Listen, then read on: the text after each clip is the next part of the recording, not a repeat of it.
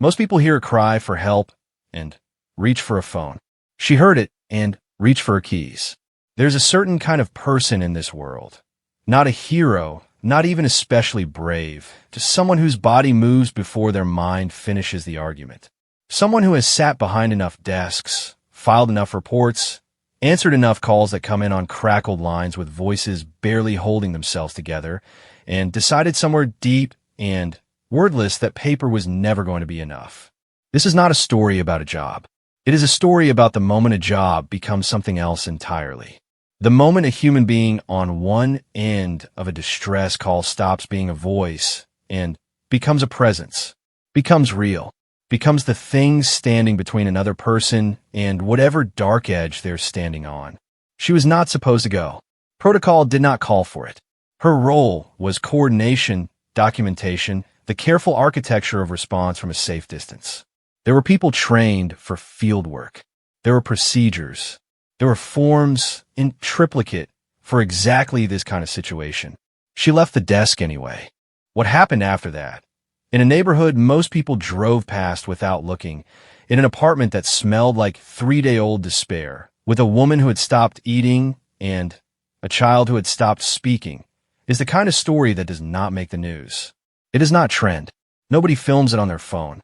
But the people who were there remember every single second. And it changed all of them. Read what happens when one woman stops answering calls from behind glass and walks through the door instead. Her name was Sandra Okafor, and she had been sitting at the same desk for 11 years. Not the same building. They had moved offices twice in that time, once to a newer facility on the east side of the city, and once to a gray block of a building on Clement Street that smelled like industrial cleaner and whatever the previous tenants had been cooking on a hot plate they were not supposed to have. But the desk itself, or something so close to it that the difference did not matter, had been her world for over a decade. The same laminate surface worn smooth in front of the keyboard. The same stack of files, always threatening to tip, always caught at the last second.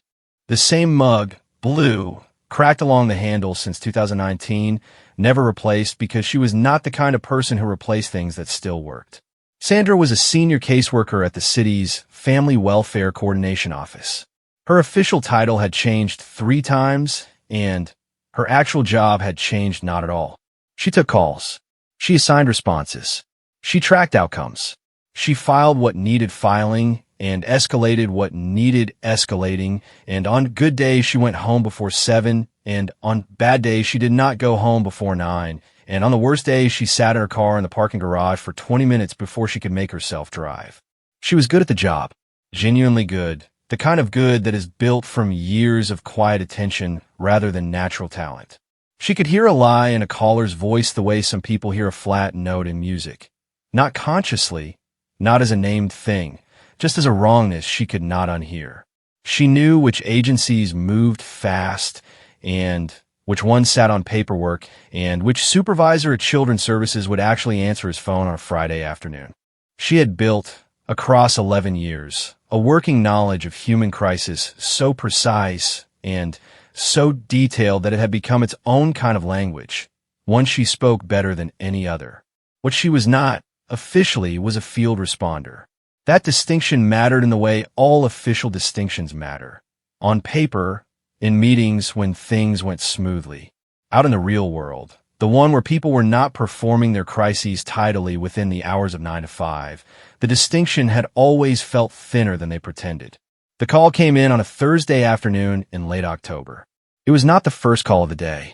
She had already handled 6 by 2 o'clock, a housing dispute in the North End, a medication-related concern flagged by a school nurse, 2 separate calls about the same family on Alderton Road that she was beginning to suspect were being made by the same neighbor with a grudge, a follow-up on a case she thought was closed that turned out to be not even close to closed, and one call so strange and so sad that she had spent her lunch break sitting very still at her desk thinking about it, instead of eating.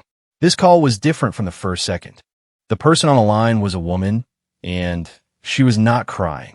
That was the first thing Sandra noticed, and it was the thing that made the back of her neck go cold.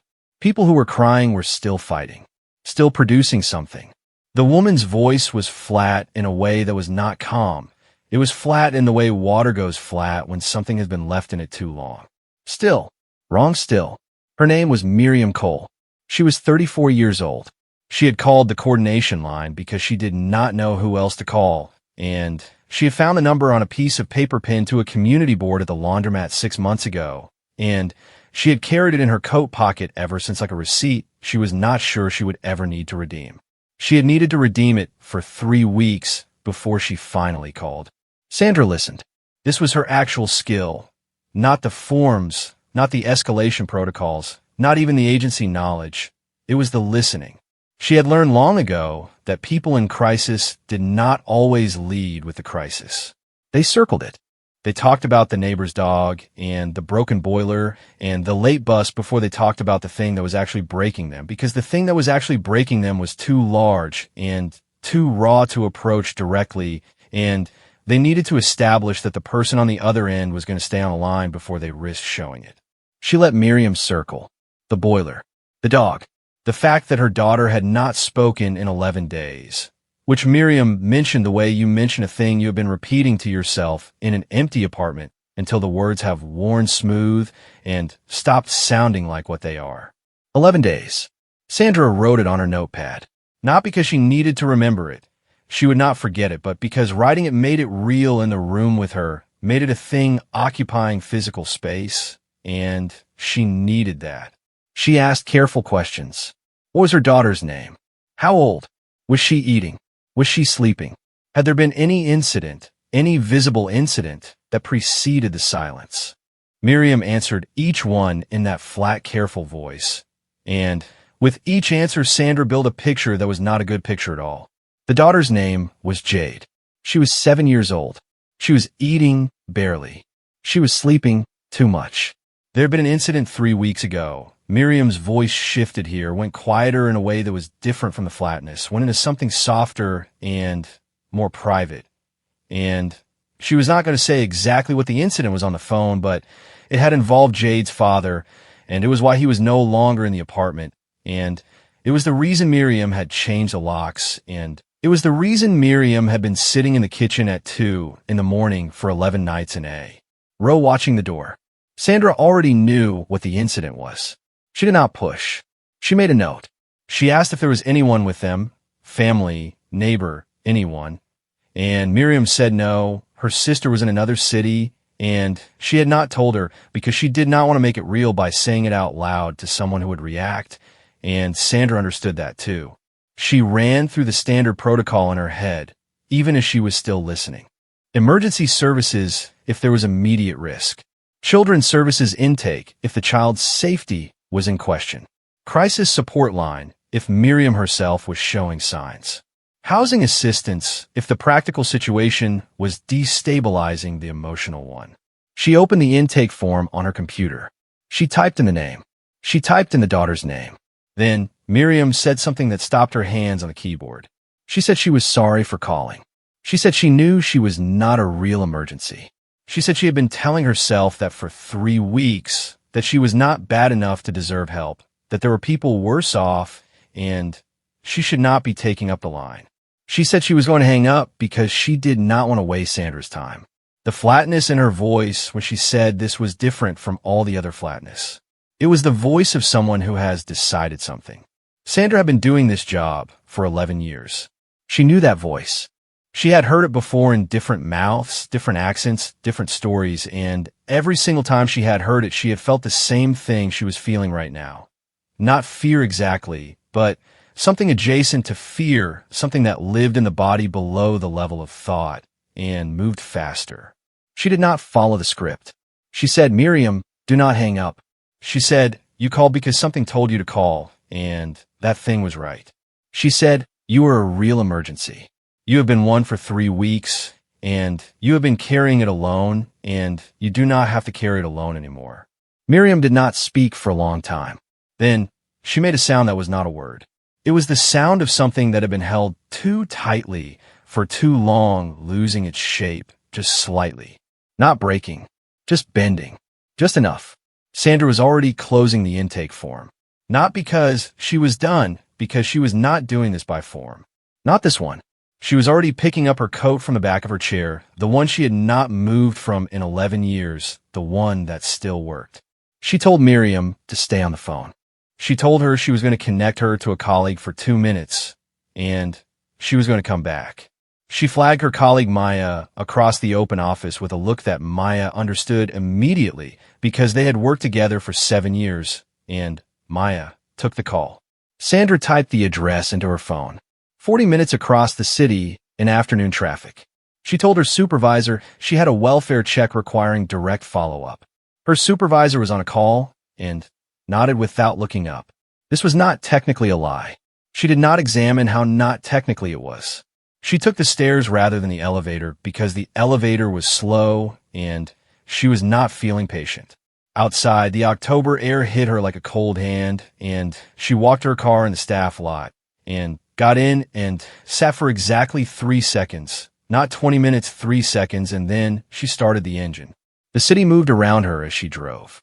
Ordinary Thursday city. People carrying grocery bags. A school bus idling at a light. A man fixing something on the outside of a building, halfway up a ladder, not wearing a helmet. The way people do things when they believe nothing bad is coming. She thought about Miriam's voice. The way it had gone quieter on the word incident. The way she had said she did not want to make it real by telling her sister. The 11 days of silence from a 7-year-old girl. She thought about Jade, who she did not know at all, who she knew somehow completely. She had been in social work long enough to know that children who go silent are not children who have nothing to say. They are children who have decided, in the wordless way children decide things, that speaking requires a world that feels safe enough to speak into, and that the world does not currently qualify. They are waiting. Children are always waiting for the adults around them to make it safe enough again. Jade was waiting. She was also running out of patience, Sandra suspected, even if she could not have articulated how she knew this. It was not in any of the data points. It was in the space between the data points, the same place the lie lived in a caller's voice, the same space she had been reading for 11 years. The GPS told her to turn left. The neighborhood was not a bad neighborhood, and it was not a good one. It was the kind of neighborhood that had been promised things that did not fully arrive. A community center that was built, but underfunded, a park that existed in name with equipment that had been broken since the summer before last, a corner shop that was actually a decent corner shop run by a family who had been there 20 years and knew everyone and gave credit to the old ladies on fixed incomes. The kind of neighborhood you drove through if you were taking the back way somewhere else, not if you were going somewhere. She was going somewhere. She pulled up in front of the building. 4 floors, brick, the particular tired brick of buildings that have seen more decades than anyone planned for. She sat in the car for another 3 seconds, not because she was afraid, but because she was professional enough to know the difference between moving quickly and moving well, and she wanted to move well. She thought about what she was going to say. She had no script for this. Her training had not covered this specifically. Her training had covered phone intake, escalation, referral, and documentation, and it had covered the protocols around home visits conducted by authorized field staff, which she was not. What she had, instead, was 11 years of listening, and a coat that still worked. She got out of the car. The intercom at the front door of the building had 3 buttons stuck with tape over the buzzers and smelled like cigarette smoke and old takeaway, and she pressed the buzzer for the 2nd floor and waited and heard nothing and pressed it again and heard a child's voice, not words, just the sound of breath, and then silence, and then the door clicked open. She stood in the hallway of the 2nd floor. The fluorescent light overhead was the kind that hums. Everything in the hallway was very still. She walked to apartment 2C and knocked twice. Not urgently, steadily. From inside, she heard the particular kind of quiet that is not the absence of people, but the presence of people who are very still. Then footsteps, small ones first, bare feet on a hard floor, and then larger ones cautious, and then the sound of the chain being moved across the door, and then the door opened, and she was looking at Miriam Cole. Miriam was wearing a gray sweater with a fraying collar, and her eyes were the eyes of someone who has not been sleeping and has been pretending to be fine for long enough that they have forgotten what fine actually feels like. She looked at Sandra for a long moment without speaking. Then, she said, "I thought you were on the phone." Sandra said, "I was." Then, she said, "I came anyway." Miriam's face did something complicated and unreadable, and then she stepped back from the door and let Sandra in. The apartment was small and very clean. That was the first thing Sandra noticed. Whatever was falling apart in Miriam's life, the apartment was clean in the way only someone fighting very hard fights to keep things clean. The dishes stacked, the floor swept, the kitchen counter free of clutter. A child's drawings were pinned to the wall above the couch, bright and detailed, the kind a 7-year-old makes when they are trying to tell you something in the only language they have. All of the drawings had the same subject: a little girl, standing alone, with a very large open door behind her. Sandra looked at the drawings for a moment. Miriam watched her looking. Then, from the hallway that led to the bedroom, a small girl appeared. She was 7 years old, and she was wearing yellow pajama bottoms and a white long-sleeve top, and she was holding a stuffed rabbit by one ear in a grip that had probably not loosened in 3 weeks. Her eyes found Sandra immediately and stayed there without blinking, the way children look at people they are assessing, not with distrust exactly, with careful, thorough attention. She did not speak. Sandra did not push. She sat down on the floor, which was not something she normally did, which was going to destroy her knee, and she looked at the girl at eye level, and she said hello. That was all. Jade looked at her. Then, very slowly, she sat down too, still holding the rabbit, still not speaking, but sitting, choosing to sit, choosing to be in the same space with this stranger who had come through the door that her mother had been guarding for 11 nights, and who had not arrived with sirens or clipboards or the particular energy of a person who needed something from her, who had just arrived and sat down. Outside, the afternoon was getting darker. The city was doing its ordinary Thursday things. The man on the ladder had finished his work and come down and gone home, probably to people who were glad he was back. Inside the apartment, 3 people sat in the careful quiet of a room where something was very slowly beginning to change. Sandra did not know yet what she was going to do. She did not have a form for this, and she did not have a protocol, and she did not have any of the tools her 11 years had given her in their familiar shapes. What she had was the fact that she was here. And for right now, for this specific and unrepeatable moment in a small, clean apartment with drawings of open doors on the wall and a child who had chosen to sit down, that was the only tool that mattered. The rabbit's name was Gerald. Sandra did not find this out immediately. She found it out after 37 minutes of sitting on the floor of Miriam Cole's living room, which was long enough for her left knee to go from uncomfortable to quietly furious, and for the light outside the window to shift from the thin gray of late afternoon into something darker and more committed. Jade told her without telling her. She set Gerald down on the floor between them, not offered exactly, not surrendered, just placed in the neutral territory of the rug, and looked at Sandra to see what she would do with this information. Sandra looked at Gerald. Gerald was a gray rabbit with one eye missing and a left ear that had been repaired with the kind of small, neat stitching that a careful mother does in the evening when a child is asleep, and he had the particular worn dignity of a toy that had been genuinely loved for a long time.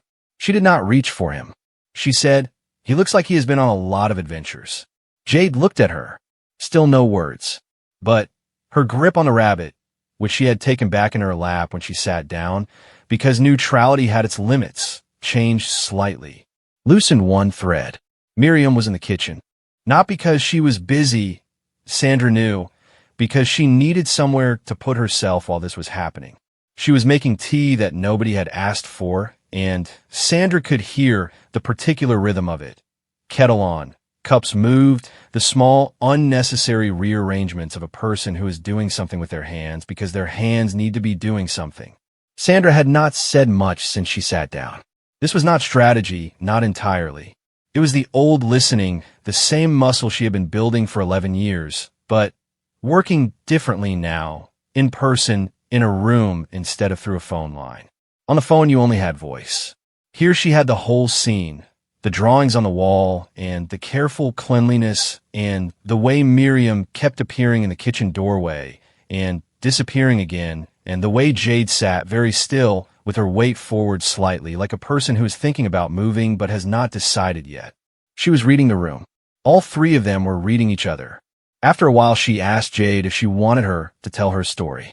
Not asked it like a therapist would ask it, not even like a social worker would ask it, just asked it the way you ask a child sitting quietly on a floor, casually, like it was a small thing, like the answer either way was fine. Jade looked at Gerald, then at Sandra. Then she moved Gerald from her lap to the floor again, and this time she nudged him very slightly towards Sandra, which was a yes. Sandra told her a story about a girl who found a door at the back of her wardrobe that led to a garden where everything grew upside down, and the flowers bloomed under the dirt, and the trees had their roots in the sky, and you had to stand on your head to smell anything. It was not a particularly good story. It was the story of a woman who did not have children of her own and was improvising with the full commitment of someone who understood that the story was not the point. The point was the sound of a voice. The point was a person who was not afraid of the silence, but who was willing to fill it gently without demanding anything back. Jade listened. Her shoulders dropped, barely, but they dropped. Miriam appeared in the kitchen doorway with 3 cups of tea and looked at her daughter's shoulders and then looked at Sandra with an expression that was not yet gratitude, but was the doorway to gratitude, which is the moment a person realizes that the thing they were afraid was impossible might not be. Sandra accepted the tea. She kept talking. She let the upside-down garden become an upside-down city, and then an upside-down world, and she let the little girl in the story find other children there, children who had also found doors, and she let them all sit together in the upside-down grass and decide that upside-down was actually just a different kind of right side up once you got used to it. It was the most ridiculous story she had ever told. Jade laughed. It was not a big laugh. It was the small escaped laugh of a child who did not mean to laugh, who had not been meaning to laugh for a long time, and was slightly surprised by the fact that her body had done it without permission. It lasted about 2 seconds, and then it was gone, and her face went careful again, but it had happened, and Miriam made a sound in the kitchen doorway that Sandra did not turn to look at because Miriam deserved that moment privately. She let the story end. She let the silence come back, but it was a different silence now. Not the held silence of people waiting for something bad, but the settled silence of people who have been somewhere together and come back. Then, in a voice that was barely a voice at all, barely more than shaped breath, Jade said, "What's her name?" Sandra looked at her. The girl in the story. "What's her name?"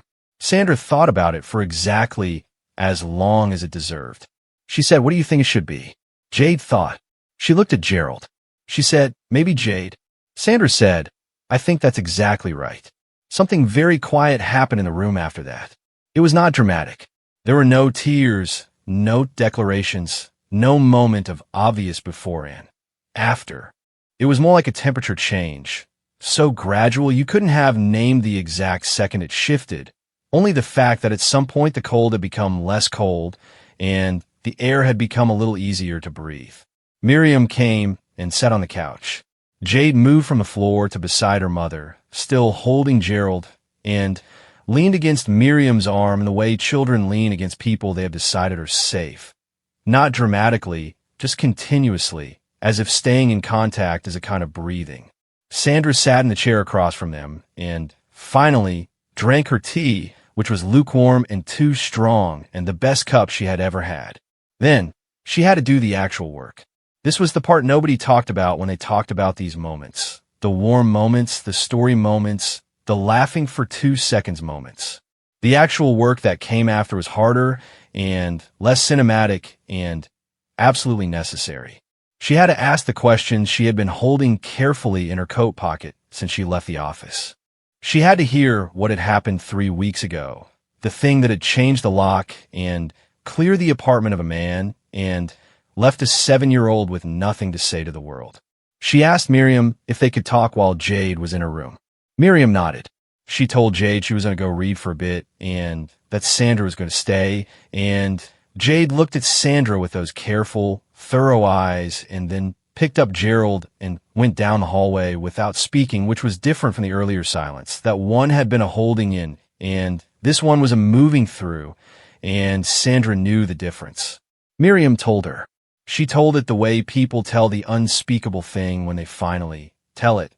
Not as a narrative, not with a beginning and a middle and an end in the right order, but in pieces out of sequence, the way it lived in her head, which was as a set of images and sounds rather than a story with a shape. Sandra listened. She did not take notes. She kept her face very still, not because she was unaffected. She was affected considerably, but because Miriam needed a person who could hear this without falling apart. And that was the job, and she could fall apart in her car later in the parking garage of her own building, and she would. Jade's father had not hurt Jade. That was the first thing Miriam made clear, and the particular urgency with which she said it told Sandra everything about how carefully Miriam had been guarding this distinction, how much of her exhaustion had come from carrying the guilt of the thing that had happened alongside the relief that it had not gone further. He had hurt Miriam in front of Jade, and Jade had seen it, and then he had left or been made to leave. Miriam's account of this part was compressed in a way that suggested it had been complicated, and she did not have the energy tonight to uncomplicate it. And that night Jade had gone to bed, and the next morning she had not said anything, and the morning after that she had not said anything. And by the third morning Miriam had understood that something was locked that she did not know. How to unlock. Sandra had a colleague at Children's Protective Services, had her mobile number in her phone, one of the numbers she had built up over 11 years of knowing which humans to call rather than which departments. She called her now, sitting in Miriam's living room, with Miriam's permission, while Miriam sat across from her with her hand around a cold mug of tea, and the particular look of someone who has finally given weight to another person and is not sure they're going to get it back. Her colleague answered on the second ring. Her name was Dr. Patricia Ewan, and she had been a trauma-informed child welfare specialist for 18 years, and she did not use the flat official voice on the phone that most people in her field defaulted to. She used her actual voice, which was warm and efficient in equal measure, and when Sandra explained the situation, she asked the right questions and said she could be there within 2 hours. 2 hours. Sandra looked at Miriam. Miriam nodded. After she hung up, she helped Miriam make a proper meal out of what was in the fridge. Not because Miriam asked her to, because the fridge had eggs and some leftover rice and the kind of half-used vegetables that accumulate when a person has been too exhausted to shop properly. And Sandra had cooked eggs in more inadequate kitchens than this, and she was hungry, and she suspected Miriam had not eaten a real meal in days. They cooked together in the small kitchen, and it was not comfortable exactly, but it was companionable, which is different. Companionable is two people who have said the hard thing and come out the other side and don't need to perform ease, but can share a silence that has had some of the weight removed from it. Jade appeared at the kitchen doorway. She was still holding Gerald. She looked at the eggs in the pan. Then she said, "I'm hungry." They were the most ordinary words in the world. 3 of them. She said them in a normal 7-year-old voice, a voice that sounded like it had been waiting for 11 days to say something simple, something that did not require bravery, something that was just true. Miriam turned from the stove. Her face did the complicated, unreadable thing again, and then she said, "I know, baby. Sit down."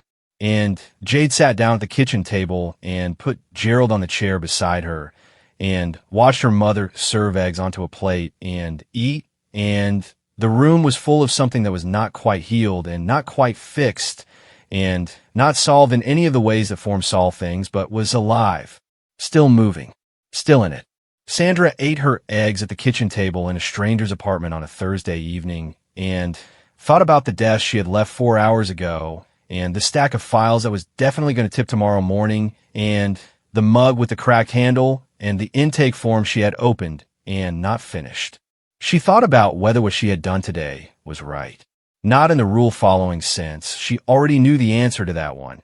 And it was complicated, and she would have to have a conversation with her supervisor that was going to require careful wording.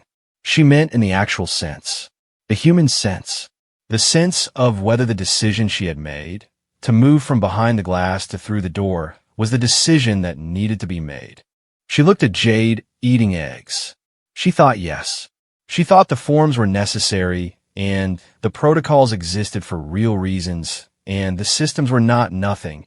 She had spent 11 years believing in the systems, and the systems were part of why she was sitting here knowing who to call and what to say and how to listen. The systems had built her.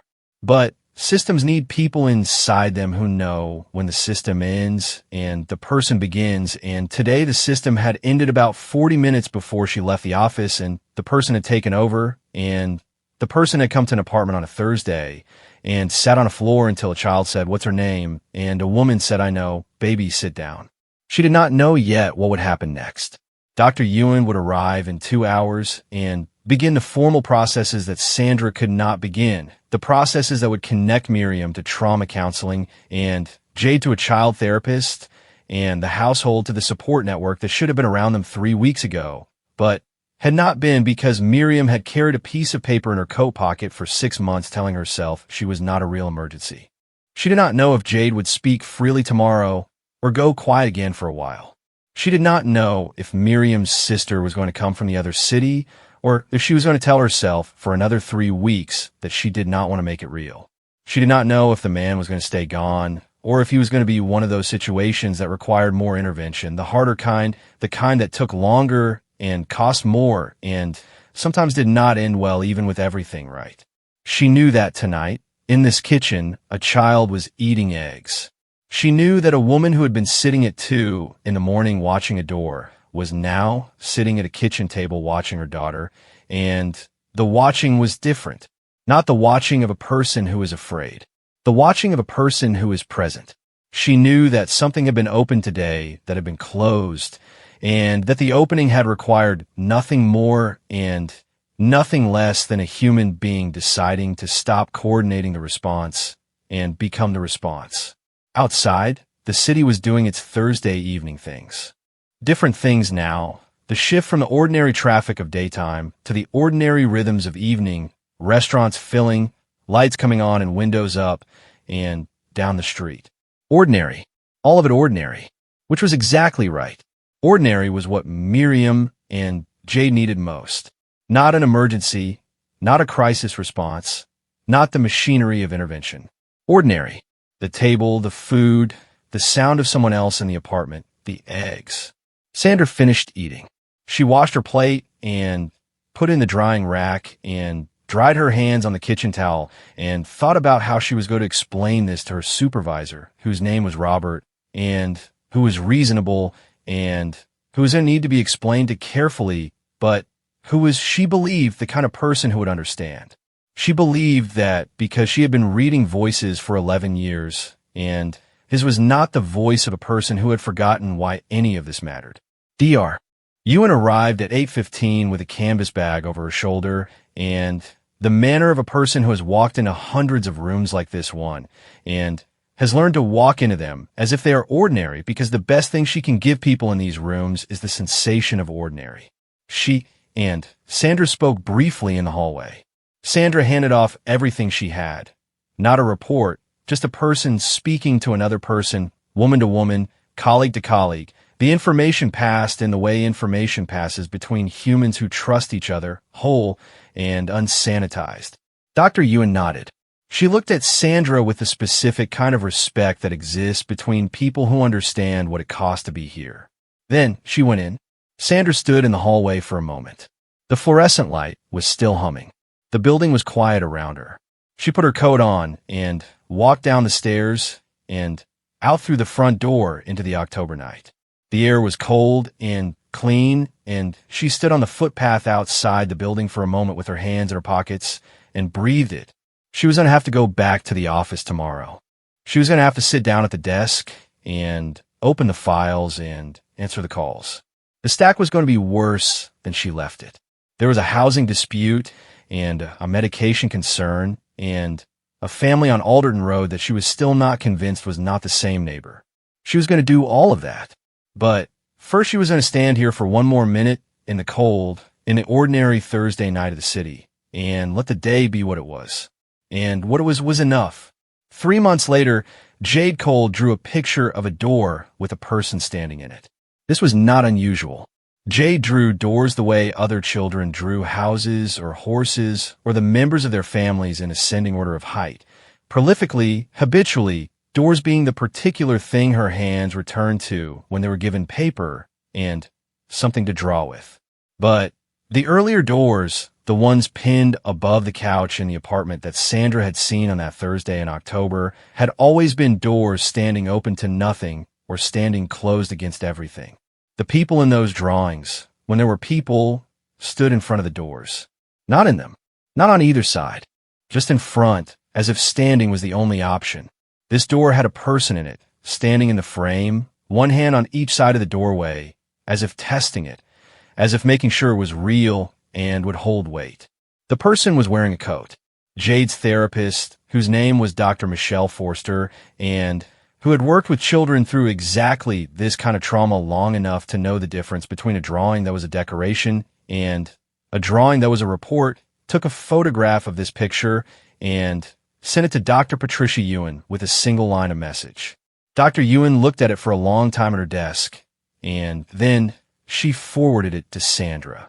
Sandra was in the middle of a call when the image came through. She finished the call.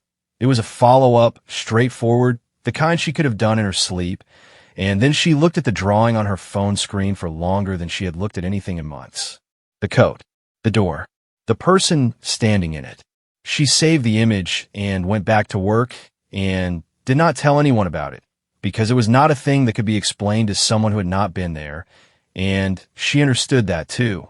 This was the part of the story that did not have a clean ending. She needed to understand this about herself, about what she had done, and what came after, because she was the kind of person who needed to understand things properly, not for validation or for certainty, but because understanding was the only way she could keep doing the job without the job hollowing her out from the inside the way it hollowed some people, the people who burned and went dark and one morning simply stopped coming in. The conversation with her supervisor had happened the morning after. She had prepared it carefully, the way she prepared things. The facts first, then the reasoning, then the outcome, delivered without drama, but without hedging. She told Robert what she had done. She told him why. She told him what had happened in the apartment, and she told him what the situation had been when Dr. Yoon arrived, and she told him that she believed the decision to go in person had been the thing that kept Miriam on the phone rather than making a different choice entirely. Robert had listened. He was a man who listened the way she listened, not performing patience, actually patient, actually receiving what was being said. He had a long history in the field himself before he moved into management, and she had known for 7 of her 11 years that beneath the management role and the careful adherence to procedure, he carried the same knowledge she did. The knowledge of what these calls actually are, the actual weight of them. He said, "Sandra, you know I can't encourage this." She said, "I know." He said, "I also know what that voice sounds like on a line." She said, "Yes." He looked at his desk for a moment. He said, "The outcome. Tell me the outcome as it stands." She told him. The family had Dr. Ewan's team engaged. Jade was in weekly sessions with Dr. Forster. Miriam's sister had come from the other city and was staying for the month.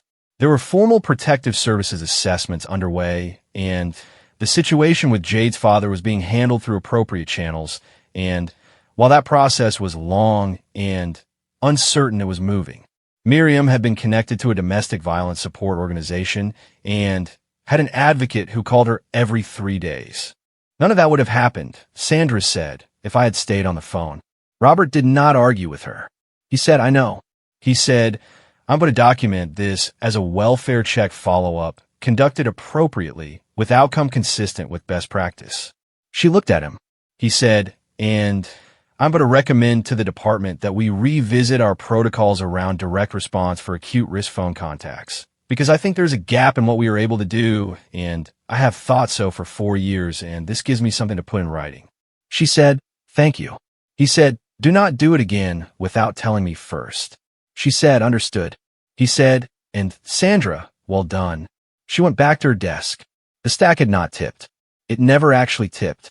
She opened the top file and got back to work.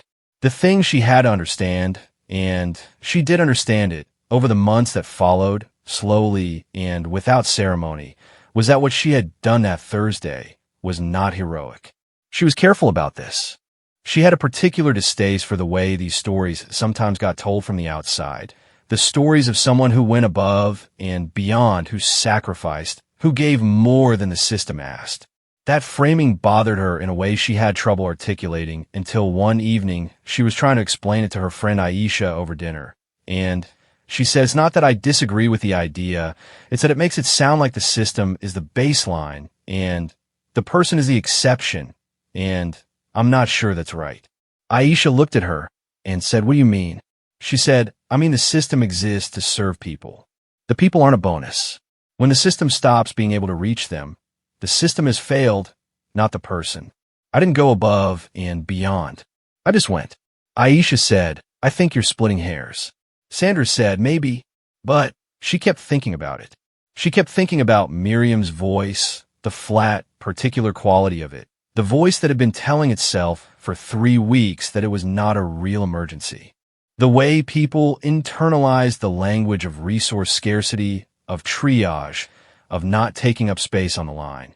The way they absorbed the bureaucratic logic of their own unimportance and then offered it back as a reason to stay alone. She had heard it more than she could count. The apologetic caller. The person who says, sorry, I probably shouldn't even be calling. The person who needs to be told directly by another human voice, you are a real emergency. You always were. That was not in the training manual. It was not in the protocols. It was not something that could be automated or processed or documented in a form. It was a thing that happened between two people when one of them decided the other was worth the drive. The department did review the protocols. It took 6 months and several meetings that Sandra sat through with varying degrees of patience, and one particularly tedious afternoon in which a consultant who had never answered an acute risk call in his life presented a framework that she had been asked to give feedback on, and her feedback had been thorough and direct, and she suspected had not been entirely welcome. But in January, the department introduced a pilot program, a small one, under-resourced as everything was under-resourced, but real, that allowed senior caseworkers to request field companions for high-risk phone contacts and accompany trained crisis outreach workers to homes where the phone intake had indicated an elevated need. It was not the same as what she had done. It was more careful, more procedural, more supervised. It had layers of approval and documentation requirements, and it moved more slowly. It was still something. It was still a door someone had decided to open. Sandra was one of 3 senior caseworkers selected to pilot the program. She said yes immediately. Then she asked if the training could include a component on listening, specifically on the kind of listening that happened in the space between what a caller said and what they meant. And the consultant looked at her in the way consultants look at people who are complicating the already complicated. And Robert, who was in the room, said, I think that's a very good idea. And the consultant wrote something down. She visited Miriam twice more in the months that followed, both times officially, both times as part of case management follow-up. These were different visits from the first one, shorter, more structured, with forms on a clipboard, and the particular careful professional warmth of a person who is navigating the line between being present and being appropriate. She brought nothing. She asked the approved questions. She documented what she found. What she found both times was a household where things were happening. Not finished, not resolved, not the clean ending that stories got when they were told from a comfortable distance. Jade was still seeing Dr. Forster every week and progress in child therapy. Dr. Forster had explained to her in the professional handoff. Did not look like a straight line. Some weeks Jade talked. Some weeks she was quiet. Some weeks she brought Gerald and set him on the couch between them, and some weeks she did not need him. All of this, Dr. Forster had said, was exactly right. All of it was movement. Miriam's sister went back to the other city in December, but she called every day, which Miriam had said with something that was not quite pride, but was in that neighborhood, the recognition of a relationship that had been made real by the act of making it real, by not waiting for the right moment, and just calling. The situation with Jade's father was ongoing, and Sandra was not directly involved in it, and she was professionally correct not to know the details she was not supposed to know, and she was human, and so she knew some of them anyway, and they were not simple, but they were being handled. On the second visit, Jade was at school. Miriam opened the door and made tea without being asked, and they sat at the kitchen table and talked through the case management items on the clipboard, and then after Sandra closed the clipboard, Miriam looked at her and said, "Can I show you something?" She went to the kitchen counter. Stuck to the front of the refrigerator with a magnetic clip was a drawing. Not the door with the person in the frame. That one was with Dr. Forster, photographed and documented and serving its professional purpose. This was a different drawing, a newer one. It showed a table. At the table were 3 people. The middle person was the smallest, a child, round-headed, with what appeared to be a rabbit in her lap. On one side was a taller figure with a fraying collar, which Sandra recognized. On the other side was a figure in a coat. They were all eating. Eggs, Sandra presumed, were the 7-year-old's abstraction of eggs. Yellow circles on 3 plates. On the table was also a mug. Sandra looked at the drawing for a long time. She asked if she could take a photograph of it. Miriam said yes. She took the photograph and put her phone in her pocket and did not look at it again until she was in her car. Then she sat in the car outside the building in the January cold and looked at it. 3 people at a table eating eggs. She thought about the other drawings. The ones above the couch from before, doors that stood open to nothing, people who stood in front instead of inside. The shift between those drawings, and this one was not dramatic on paper. It was a small stylistic movement, the kind a child's drawing makes as they grow, and their visual vocabulary expands. An art teacher would not have flagged it as significant. She knew it was the most significant thing she had seen in 11 years. Not because of what it meant about Jade's recovery, though it meant something about that too, but because of what it meant about memory, about what children took away from the rooms they were in when the adults in those rooms either showed up or did not. Jade had been 7 years old in October. She would not remember this time in her life in the way adults remember things, not as a sequence of decisions and events, not as a narrative she could tell. She would remember it in the way small children remember things, which is in the body, in the atmosphere, in the feeling tone of a particular period. She would remember the quality of those months, the fear of them, the silence of them, and then something else, something with a different quality, a different temperature, and she would carry the things she remembered in her body long after the memory itself had faded into the general past. She would carry the table, the 3 figures, the eggs, the coat, the door with a person in it. Sandra sat in the car. She thought about the desk she was going back to, the stack, the files, the mug with the cracked handle, the form she had never finished. She thought about the calls that had come in that morning, and the calls that would come in this afternoon, and the ones tomorrow, and the ones after that, the long-sustained arithmetic of need that had been her working life for 11 years, and would continue to be for however many years remained. She thought about all the calls she had answered from behind the glass, all the voices she had listened to, all the referrals she had made, all the systems she had set in motion, all the good she had done at a distance, through the proper channels, in the approved ways. All it was real. All of it had mattered. She did not believe in diminishing it. But she thought about the specific thing, the unreplicable thing that had happened not through a phone line but in a room. The floor. The story. Gerald. The laugh that Jade had not meant to produce. The eggs. The things that a form could not hold. She thought about Robert, who had said, "Do not do it again without telling me first," and had also said, "Well done." And she thought about the pilot program and the consultant and the training component on listening that was going to be hard to design, but that she was going to figure out because she had been thinking about it in the background of every other thought for 3 months. She thought about Miriam saying, "I know, baby, sit down." She started the car. She drove back across the city to the office on Clement Street that smelled like industrial cleaner and the previous tenants. She parked in the staff lot. She did not sit in the car for 20 minutes or for 3 seconds. She got out and walked to the building and took the stairs and pushed open the door to the office floor. And the desk was there. Same surface, same stack, same mug, same everything. And she sat down and put on her headset and opened the first file and began. The phone rang. She answered it. She had no way of knowing yet what was on the other end. She never did. That was the nature of the job.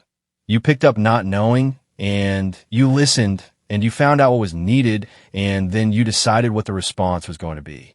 Whether it was a referral, a form, a call to a colleague whose number you had memorized because you had built the relationship over years, or occasionally, not always, not as a routine, not without judgment and care and the considered understanding of what the person on the other end actually needed. A coat, a car, 40 minutes across the city, a floor. She listened.